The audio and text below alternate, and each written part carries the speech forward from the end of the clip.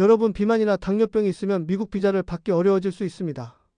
미국 국무부가 만성질환을 가진 외국인에 대한 비자 심사 기준을 강화하면서 엄청난 논란이 일고 있어요.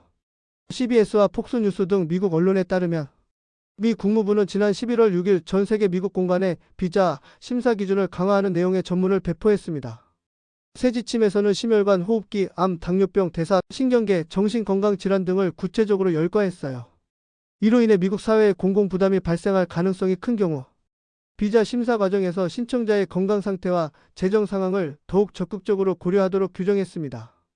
만성질환에 따른 장기 의료 비용 발생 가능성이 비자 발급 기준의 새 핵심 요소가 된 겁니다.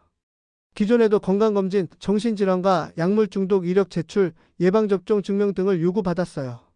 하지만 이번 조치로 전염성 질환과 약물, 남용 등에 한정됐던 기존 규정이 비전염성 만성질환까지 확대됐습니다.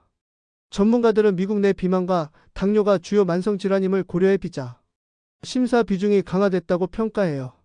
실제 미국 질병통제예방센터 CDC는 2023년 미국 성인 인구 5명 가운데 1명은 비만이고 약 15.8%가 당뇨병을 앓고 있다고 밝혔습니다.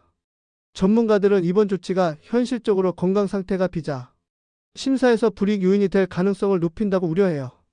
특히 미국뿐 아니라 다른 국가들로 유사한 심사 기준이 확산할 경우 만성질환을 가진 이민자나 유학생의 이동 제한으로 이어질 수 있다는 전망도 나옵니다. 왜 이런 결정을 내렸을까요? 비만과 당뇨병은 개인의 생활 습관 문제일 뿐 아니라 국가의 장기적인 사회, 경제적 부담을 유발할 수 있기 때문이에요. CDC는 당뇨병이 신경손상, 신장질환, 시력 상실 등 심각한 합병증을 유발한다고 밝혔습니다.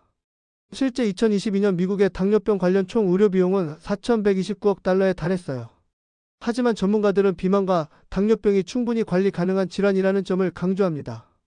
현재 본인 체중의 5% 이상을 감량하면 당뇨병 전 단계인 사람뿐 아니라 이미 당뇨병이 생긴 사람도 혈당과 혈압 등의 수치가 개선된다는 유럽심장학회의 연구 결과가 있어요. 따라서 비만과 당뇨의 예방은 일찍 시작할수록 좋습니다. 균형 잡힌 식습관과 규칙적인 운동으로 적정 체중을 유지하고 잠은 78시간 충분히 자는 등 기본적인 생활 습관을 꾸준히 실천하는 게 최선의 예방법이에요. 미국 비자뿐 아니라 건강을 위해서라도 지금부터 관리하세요. 여러분은 체중 관리 잘하고 계신가요?